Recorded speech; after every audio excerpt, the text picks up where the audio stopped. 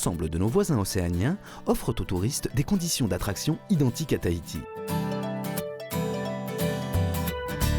Un climat avec des températures agréables toute l'année et une mer chaude, des lagons riches en poissons, paradis pour les plongeurs, des plages et des paysages exotiques à l'intérieur des îles, une vie traditionnelle dépaysante pour les touristes. Même s'il existe un tourisme intérieur local et familial, le tourisme dans le Pacifique se tourne vers un tourisme international haut de gamme, offrant hôtels de luxe et croisières. Les pays qui ont connu le développement touristique le plus important dans le Pacifique au cours de ces dernières années sont les Mariannes du Nord, l'île de Guam, les îles Cook. Pour d'autres, le tourisme est une activité importante sans être dominante, comme en Nouvelle-Calédonie ou à Fidji. Enfin, aux Salomon, en Papouasie-Nouvelle-Guinée, à Kiribati, à Niue, le tourisme est considéré comme une activité d'appoint.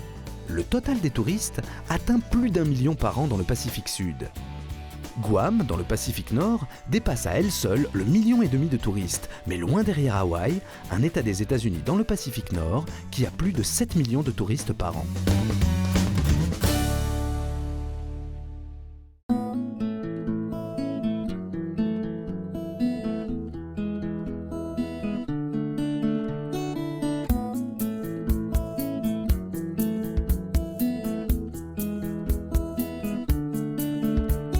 En 2006, 5,5 millions de touristes ont séjourné en Australie et 2,4 millions en Nouvelle-Zélande. En Nouvelle-Zélande, un touriste sur deux vient d'Australie, des États-Unis ou du Japon. L'autre est néo-zélandais. En Australie, 4 touristes sur 10 sont asiatiques, dont une majorité de Japonais. Que viennent chercher ces touristes en Nouvelle-Zélande et en Australie ?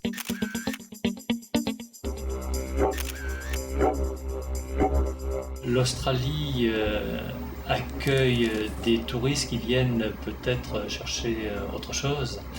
D'abord, on a 2 grandes villes qui sont Sydney et Melbourne, qui sont des villes culturelles importantes, donc on a un vrai tourisme culturel. Sydney voit 3 millions de touristes par an. La perspective de Harbour Bridge et de l'Opéra est l'emblème de Sydney. La Sky Tower de 328 mètres de haut, l'emblème d'Auckland. Les monuments célèbres, les quartiers historiques, les musées font l'objet d'un tourisme dit culturel.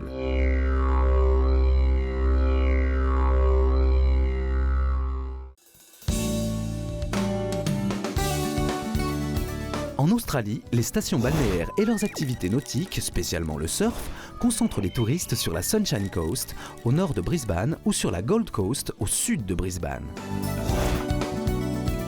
La Grande Barrière de Corail, au nord-est de l'Australie, longue de 2000 km, est le paradis des plongeurs. De grands ensembles touristiques s'y développent.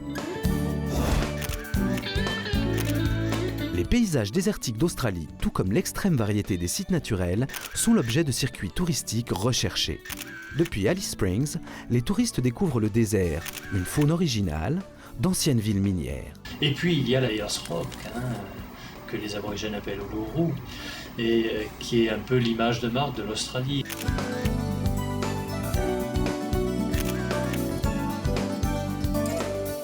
Les parcs naturels australiens couvrent une surface supérieure à celle de la France. Ils attirent les touristes à la recherche d'espèces végétales ou animales qui n'existent nulle part ailleurs dans le monde.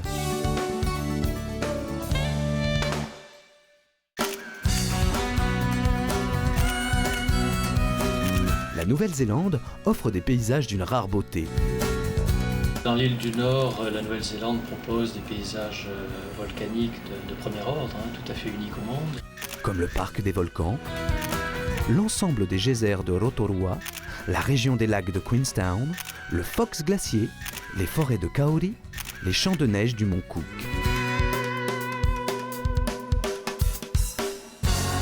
En Nouvelle-Zélande, on a plutôt des touristes qui viennent chercher le calme, la tranquillité, qui en même temps veulent être très proches de la nature.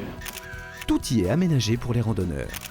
Le golf, la pêche, les sports de rivière sont d'autres loisirs très recherchés liés à la nature. C'est ce qu'on appelle le tourisme vert.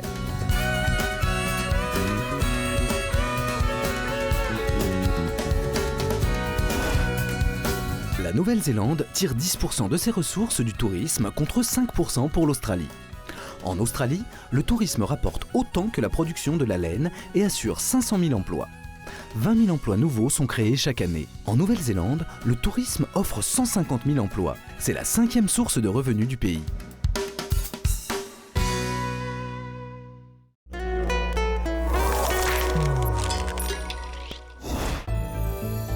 Parmi les différents types de tourisme pratiqués dans les pays du Pacifique, peux-tu identifier ceux présentés sur les photos suivantes ?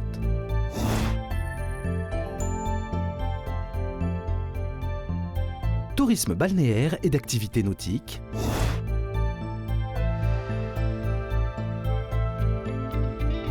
Tourisme de croisière.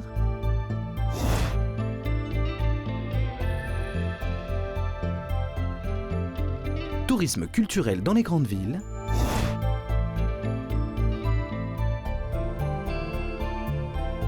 Tourisme de loisirs lié à la nature.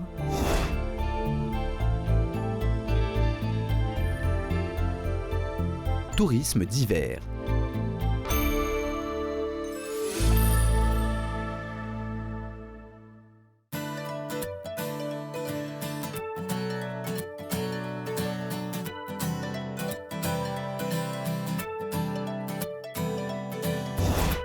L'économie de nombreux pays océaniens voisins de la Polynésie française et celle de l'Australie et de la Nouvelle-Zélande repose beaucoup sur le tourisme. La beauté des paysages naturels de la mer et de la montagne attire les touristes. Il faut protéger ces paysages. En Australie et en Nouvelle-Zélande, des régions se sont spécialisées dans le tourisme balnéaire. D'autres, dans des parcs nationaux protégés, favorisent le tourisme vert, lié à la nature. Mais le développement du tourisme demande l'effort de tous. Il faut bien accueillir les touristes et leur donner une bonne image du pays.